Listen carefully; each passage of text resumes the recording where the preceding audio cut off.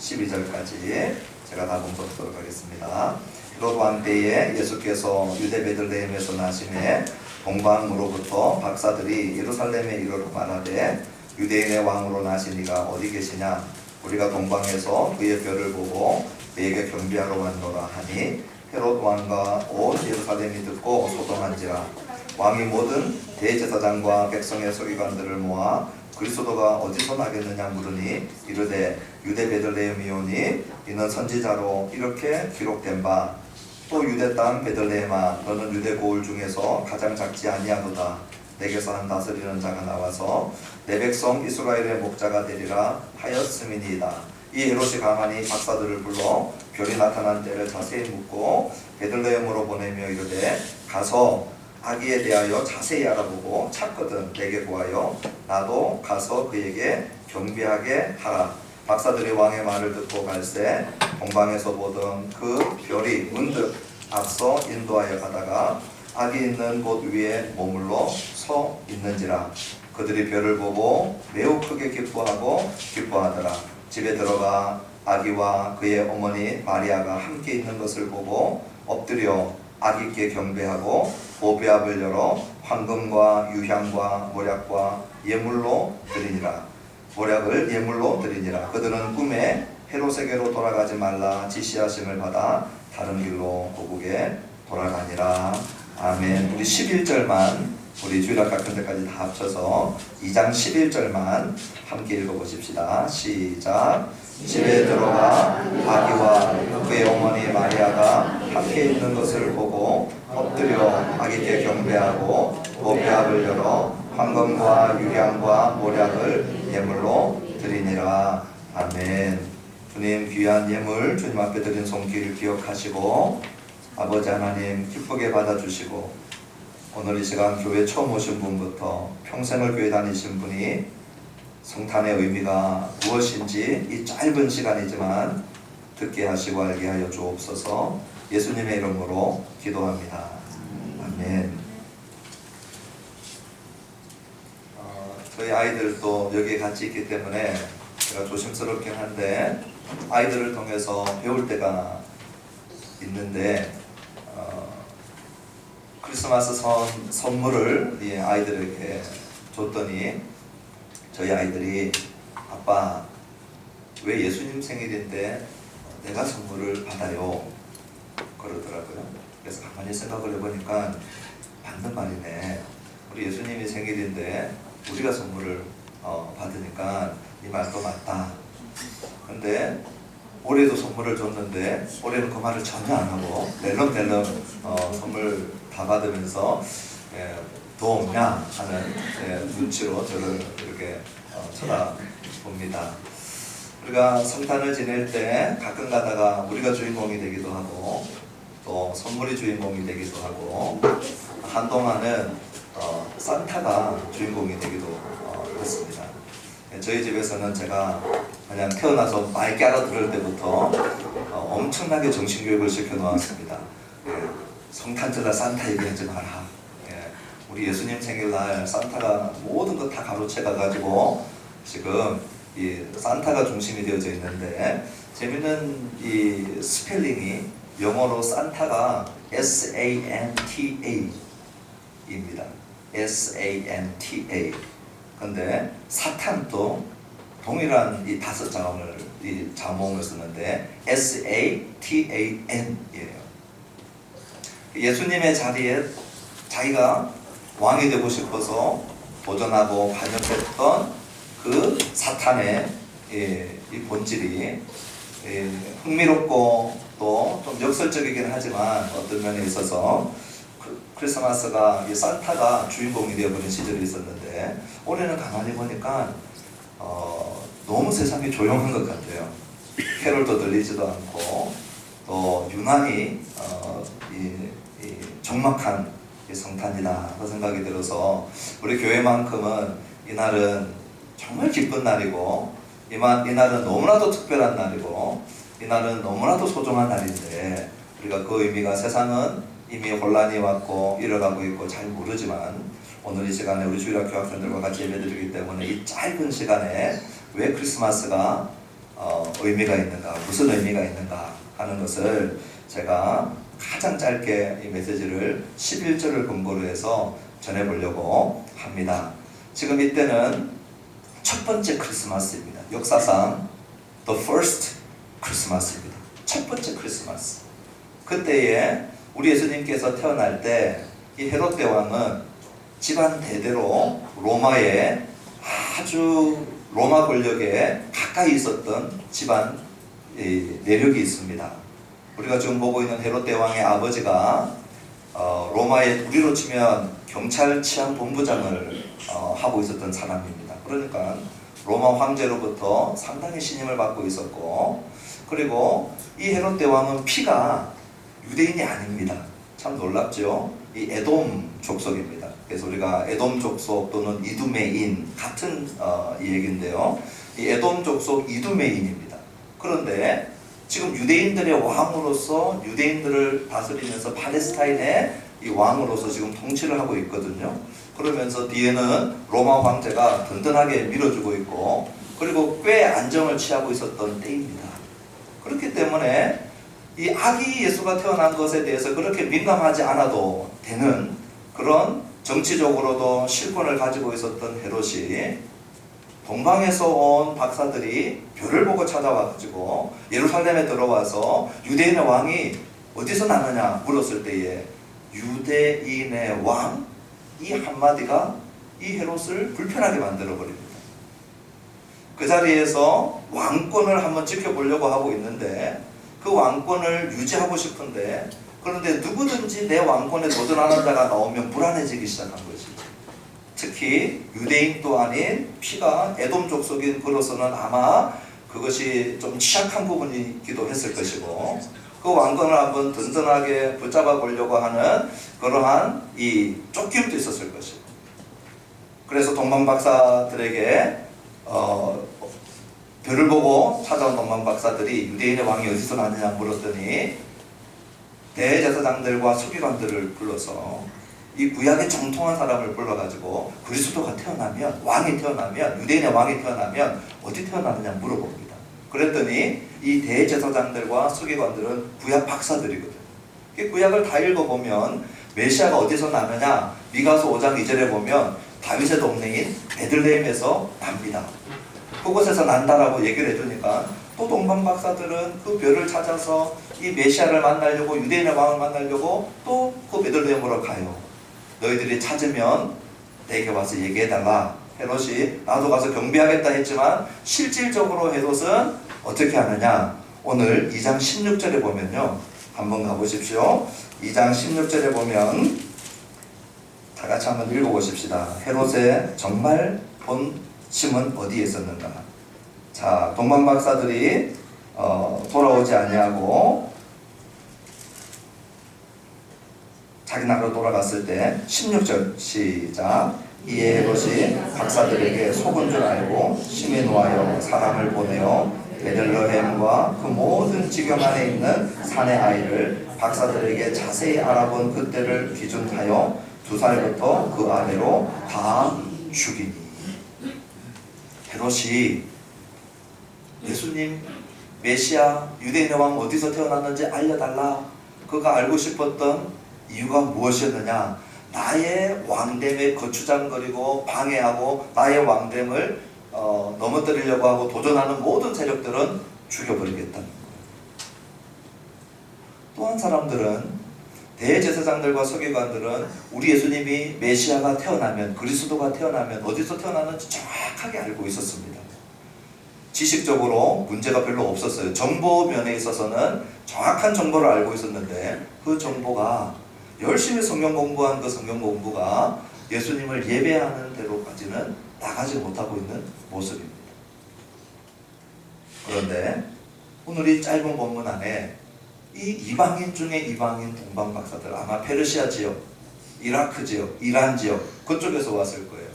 그들은 점성술을 하고, 그리고 무엇인가 중요한 의미를 찾아서 올 때 너무나도 귀한 선물, 그 선물을 들고 그 지역에서, 페르시아, 이란, 이라크 지역에서는 너무나도 중요한 선물인 황금과 유향과 모략을 들고 찾아왔는데, 오늘 그 별이 멈춘 곳에 가보니까 마리아와 요셉이 구유에 누워있는 이 아기 앞에 있는 거예요.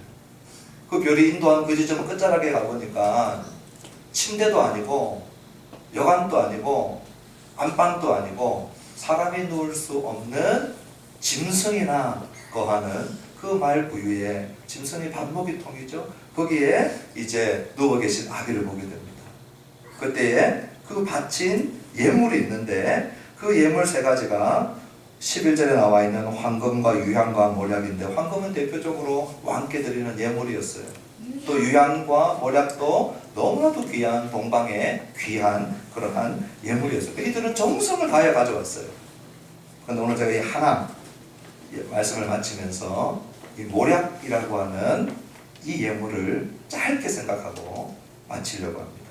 왜냐하면 동방박사들은 귀하게 여기서 가지고 왔는데 이 몰약이 한 군데 더 사용되어집니다.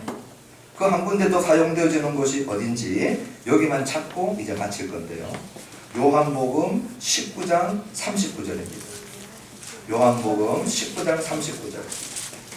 우리 성경을 가지고 오신 분들은 한번 찾아보시고, 없는 분들은 제가 읽어드리면 들으시면 됩니다. 요한복음 19장 39절입니다.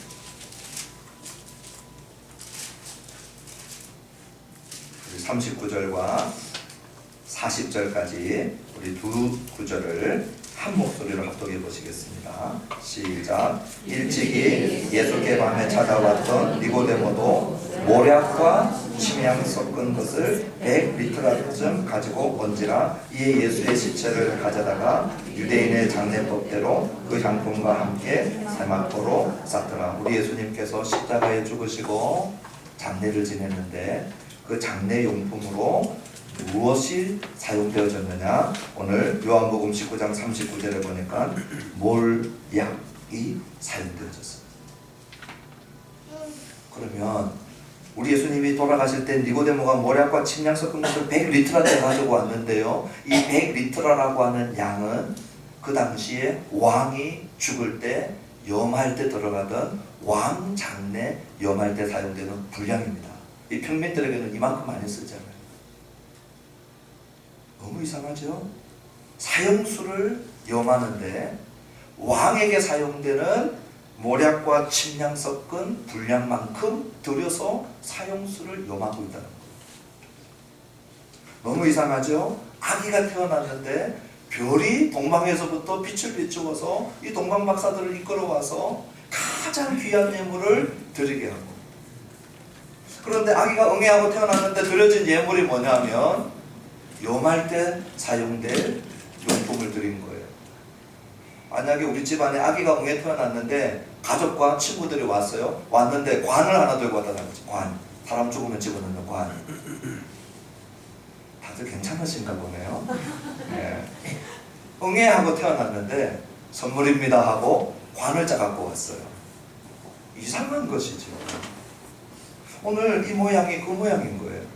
동방 박사들이 열심히 그들은 최선을 다해서 준비해온 그 모략은 나중에 이 모략이 사용된 건 아니지만, 똑같은 이 모략이 사용된 건 아니지만 모략이 예수님 돌아가실 때 염할 때 사용되어진 것이죠. 그러면 우리 예수님은 태어나면서부터 왜 오셨는가 하는 것들을 보여주고 있는데, 왕으로 오셨고, 그것도 유대인의 왕 정도가 아니라 동방에서부터 사람들이 오는 동방과 서방과 아시아와 유럽과 아프리카와 모든 민족의 왕으로 오신 분이실 뿐만 아니라, 이분이 왜 오셨느냐? 오늘 마태복음 1장 21절에 보니까 그 이름에서 의미를 주셨어요. 아들을 낳으리니 이름을 예수라 하라. 이는 그가 자기 백성을 그들의 죄에서 구원할 자이심이니라. 아하, 이제 알 것 같아요. 우리 예수님이 왜 응애하고 태어나셨느냐? 그 이름 안에 자기 백성을 그들의 죄에서 구원할 자다. 이 땅에 오시면서 우리 주님은 이미 미션을 가지고 오셨는데, 그 미션이 뭐냐? 죄에서 구원하기 위해서 오셨다는 거예요. 그러면 죄에서 구원하기 위해서 도대체 어떻게 하여야 우리를 죄에서 구원할 수 있느냐? 누군가가 나의 죄값을 다 지불하여서 가장 공의로우신, 우리나라의 어떤 검사나 어떤 판사나 어떤 재판부나 어떤 대법원보다도 더 공의로우신 하나님의 공의를 충족하지 않으면 우리 하나님은 본질상 하나님의 성품상 하나님의 공의가 만족되지 않고 눈 감고 괜찮아 하는 법은 없거든요. 그러므로 하나님의 공의를 만족시킬 만큼 완전한 값을 다 지불해야 되는데 인류 역사상 그렇게 완전한 인생이 아무도 없는 것이죠. 숨겨진 죄, 삶의 파편처럼 끼워진 모습들, 우리의 내면에 우리도 생각할 때 수치스러운 우리의 연약함들, 그러니 우리 인생들 가운데 누군가의 죄를 위해서 대신 죽을 수 있는 자가 아무도 없어요. 사형수들끼리 모여가지고 다른 친구 사형수한테 내가 너를 대신해서 죽을게 하는 것과 비슷한 처지에 있는 것이죠. 그래서 누군가 우리 인생 외에 바깥에서만이 우리는 구원자 될 수 있는 존재들입니다.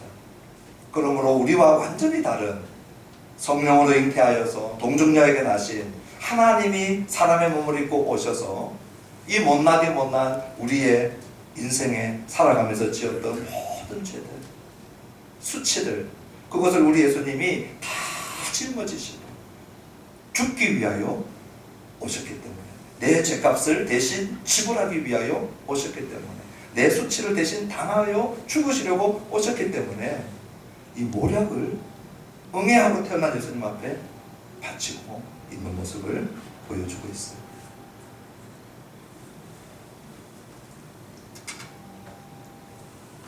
지금 우리가 미세먼지에 대해서 관심을 갖습니다. 이전에는 미세먼지 대수롭게 여기지 않았어요. 그런데 작은 미세먼지가 얼마나 위험할 수 있느냐, 이제 우리가 인지하기 시작했어요.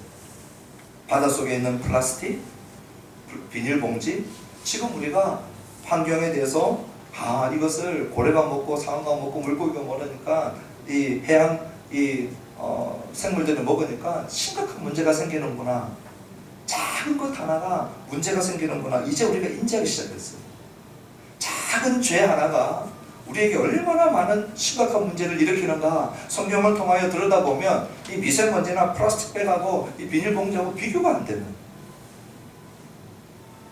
우리의 크고 작은 모든 죄를 우리 예수님께서 짊어지시고 대신 값을 치르시고, 그리고 하나님의 공의를 만족하고 죄인들에게 살 길을 주시려고 주님은 죽기로 작정하시고 오신 모습을 오늘 11절에 이 모략을 우리 주님께 드려지고 있는 모습으로 보여주고 있습니다. 이것이 성탄의 가장 핵심적인 의미입니다. 평소에 교회를 다니지 못했다 할지라도 성탄절은 이 의미를 가지고 우리가 보내야만 이 날이 진정한 의미, 성탄의 의미를 우리가 놓치지 않고 보낼 수 있는 것입니다. 오늘 예배하는 가운데 오늘 우리는 주님 앞에 어떻게 반응하고 있는지 우리 짧게라도 생각해 보면 좋겠습니다. 오늘 나는 내 인생의 보좌, 내 인생의 내가 주인, 내 인생의 내가 왕됨에서 누구든지 도전하면 죽여버리려고 하면 나는 이 인생의 왕의 자리에서 절대 내려오지 않겠다, 아마 헤롯의 모습일 것입니다. 성경 공부 열심히 하고 저처럼 목사가 되어서 교회도 열심히 다니는데 내가 알고 있는 모든 성경 지식이 우리 주님 앞에 무릎 꿇지 못하게 하는 성경 지식, 성경 공부, 이 프로그램도 저 프로그램도 이 공부도 저 공부도 성경도 수십 번 읽어 쓰고 암송도 하는데 이 지식이 우리 주님 앞에 조금도 경배하지 못하는 지식, 오늘 우리의 모습 속에 그런 모습들이 있다면 오늘 이 동방 박사의 모습을 좀 기억하면 좋겠습니다. 유대인도 아니고 이방인이고, 그런데 이들이 우리 주님을 찾아 멀리서부터 오고 묻고 그리고 경배하며 엎드려서 예배하는 가운데 그들의 시간을 드리고 예물을 드리고, 누가 엎드릴 수 있습니까? 자존심을 드려야 돼요. 자존심도 드리고 사랑도 드리고. 오늘 이 성탄이, 오늘 여기 모인 저와 여러분들이 우리 주님 앞에 우리 자존심도 좀 내어드리고 우리의 사랑도 내어드리고 우리가 귀하게 여기는 시간도 내어드리고 그리고 우리가 귀하게 여기는 것들을 우리 주님 앞에 드리며 엎드려서 주님을 경배하면서 내 죄 때문에 나를 구하려 오신 주님 고맙습니다. 그리고 우리 주님이 오셨기 때문에 구원의 길이 열렸고 우리가 또 구원받는 그런 하나님 백성으로 살 수 있기 때문에 참으로 기뻐하는 이 기쁨과 경배가 있는 오늘 하루가 되어지기를 주님의 이름으로 축원합니다. 우리 찬양하십시다. 나는 예배자입니다.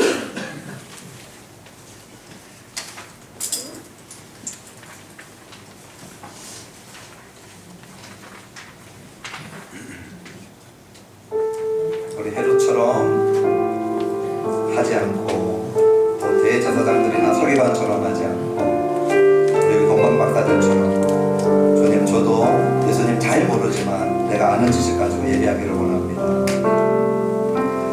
나는 하나님을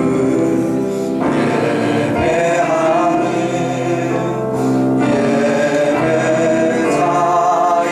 예배자입니다.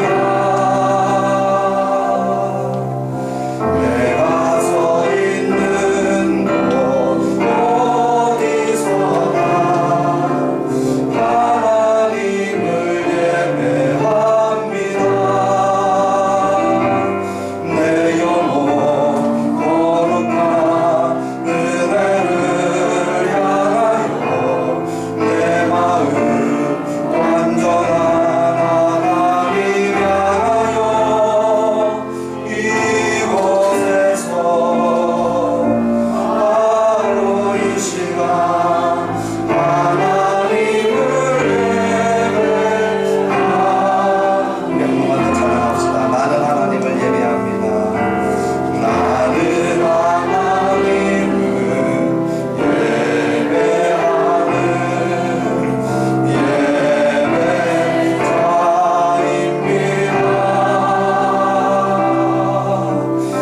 내가 서 있는 곳 어디서나 하나님을 예배합니다.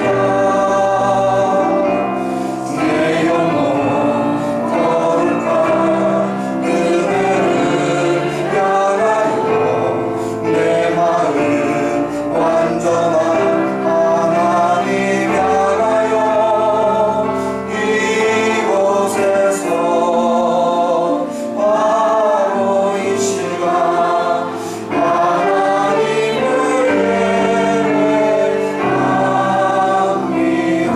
예배합니다. 제가 기도하고 죽도록 모든 예배를 마칩니다. 주님 감사합니다. 이 시간에 우리 예수님께서 왜 이 땅에 오셨는지 오늘 알게 하시고 세상에 수많은 종류의 사랑이 있지만 목숨을 내어준 사랑은 우리가 하찮게 여기거나 진실되지 못하게 여기거나 가볍게 여길 수 없는 사랑입니다. 하나님 우리를 말로만 사랑하지 않으셨고 예수님 우리를 입술로만 사랑하지 않으셨습니다. 아들을 보내주셨고 그리고 피와 살을 내어주시며 우리를 사랑하신다고 몸부림치시고 웅변하고 계시는 겁니다. 오늘 여기 성탄 예배에 참석한 우리 모든 이 자리에 계신 분들 그 하나님의 사랑, 예수님의 사랑 알게 하시고 또 받아들이게 하여 주시고 만왕의 왕이시고 만주의 주이시지만 죄인 구원하시려고 말구유에 오시고 가장 낮은 자리에 오셔서 가장 낮아진 자까지도 품으시려고 오신 주님 오늘 이 시간 그 품에 안기게 하여 주옵소서. 십자가에서 양팔을 벌리고 계시는 주님 우리를 품으시려고 벌리고 계시는 그 품 안에 오늘 이 시간 우리가 안겨지는 시간 되게 하여 주옵소서. 이제는 우리를 죄에서 구하시려고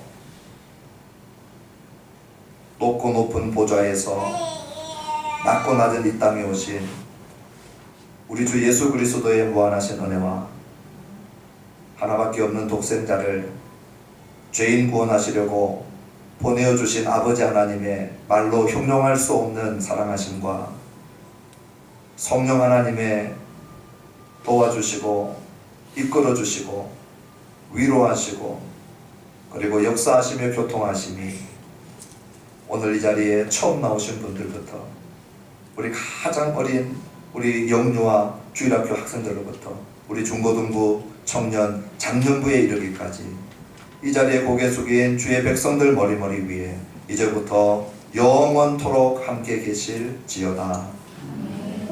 아멘.